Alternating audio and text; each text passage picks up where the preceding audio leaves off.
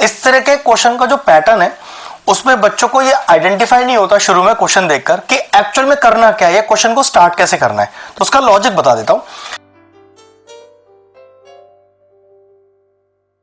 Hello friends, आज हम topic discuss कर क्लास 10 से चैप्टर लिया हमने क्वाड्रेटिक इक्वेशन। एक यूनिक सा क्वेश्चन लिया है। इस तरह के बहुत सारे क्वेश्चन आपको अपने सिलेबस में दिखाई नहीं देंगे, तो बहुत अच्छे से हमने क्वेश्चन चुना है। चलिए देखते हैं क्या करना है।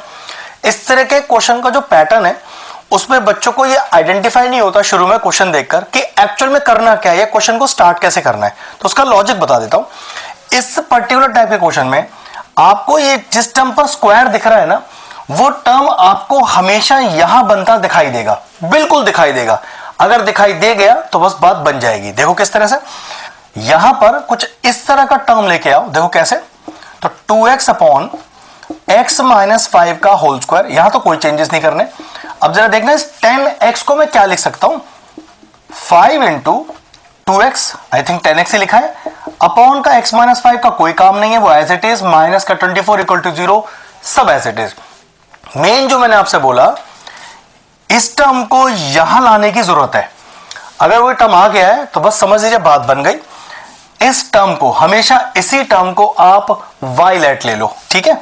तो let 2x upon x minus Y is equal to y।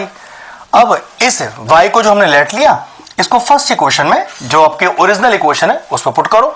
तो चेक करो, ये पूरा y है जिस पर स्क्वायर लग रहा है, तो क्या लिख दोगे, y स्क्वायर प्लस का 5y माइनस का 24 इज इक्वल टू 0। ये लीजिए, आपकी क्वाड्रेटिक इक्वेशन बिल्कुल तैयार है। अब क्या कर सकते हो, स्प्लिटिंग कर लो, तो बहुत आसान है। मान लो स्प्लिटिंग नहीं हो रही है तो फिर आपको क्वाड्रेटिक फॉर्म लगाना पड़ेगा, लेकिन यहां स्प्लिटिंग आराम से हो जाएगी। चलो 24 को स्प्लिट करते हैं, तो कितना आएगा अपने पास, 2 1 2, 2 2 4, 2 6 12, 2 3 6 और 3 1 3। लाना अपने को 5 है। तो चेक करो कैसे आएगा, 2 to the 4 to the 8, 3 1 3। तो अगर मैं 8 में से 3 माइनस करूं तो 5 ही आता है, बस बन गई बात। तो y square plus 8y minus का 3y माइनस का 24 इज इक्वल टू 0। क्योंकि 4 टर्म में क्वेश्चन स्प्लिट हो चुका है, तब पहले दो और अगले दो में से 100% कॉमन आ रहा होगा। तो कॉमन निकालो, पहले दो में से कॉमन निकाला तो y कॉमन आ रहा है, y प्लस 8, और अगले दो में से कॉमन निकालोगे तो -3 कॉमन आएगा, फिर आएगा y plus 8 is equal to 0। फिर y प्लस 8 कॉमन आ रहा है दोनों साइड से, और बचा क्या, y minus 3 is equal to 0। अब दो टर्म मल्टीप्लीकेशन में है और दोनों ही 0 के बराबर है, तो लिखने का तरीका क्या होता है, आइदर या तो पहला टर्म इक्वल टू 0 है, और या फिर दूसरा टर्म इक्वल टू 0 है, ठीक है। तो यहां से पहला y का वैल्यू क्या आ गया, वो आ गया -8, और लगाकर दूसरा वैल्यू कितना आ गया, 3। लेकिन क्वेश्चन में हमें y थोड़ा निकालना था, क्वेश्चन में तो लिखा है ना सॉल्व फॉर x।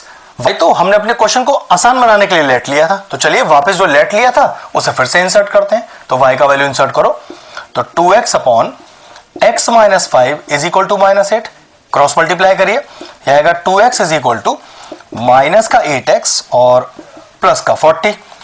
x वाला टर्म एक तरफ करिए, तो 2x plus 8x is 10x is equal to 40, और x का वैल्यू क्या आ गया, 40/10 दैट इज इक्वल टू 4। तो पहला x का वैल्यू आ गया आपके पास। चलिए दूसरा देखते हैं कितना आ रहा है। तो 2x upon x minus 5 is equal to 3, cross multiply करिए, तो 2x is equal to 3x minus का 15, दोनों x एक तरफ लेके आइए, तो 2x माइनस का 3x इज इक्वल टू -15, यह आ गया -x इज इक्वल टू -15, दोनों साइड से माइनस चला गया, और x का वैल्यू कितना आ गया, x का वैल्यू आ गया 15। क्वाड्रेटिक इक्वेशन सॉल्व कर रहे हैं जिसमें हाईएस्ट पावर 2 होता है वेरिएबल का। दो आंसर हमारे पास आ गए, बन गई बात। तो लास्ट में therefore the value of x is either 4 और 15। ध्यान रखिएगा 4 और 15 डाल के लिखना होता है। हो गया क्वेश्चन सॉल्व। अगर इस तरह के और इंटरेस्टिंग वीडियोस देखना चाहते हैं तो चैनल की प्लेलिस्ट में जाए, वहां इस तरह के बहुत सारे ट्रिकी क्वेश्चन आपको क्वाड्रेटिक इक्वेशन की प्लेलिस्ट में मिल जाएंगे। वो प्लेलिस्ट में एंड स्क्रीन में भी डाल दूंगा, और सारे इंपॉर्टेंट चैप्टर्स की प्लेलिस्ट के साथ जाके उन्हें भी चेक कर लेना। एक बेहतरीन सा क्वेश्चन फिनिश हो गया, वीडियो फिनिश करते हैं।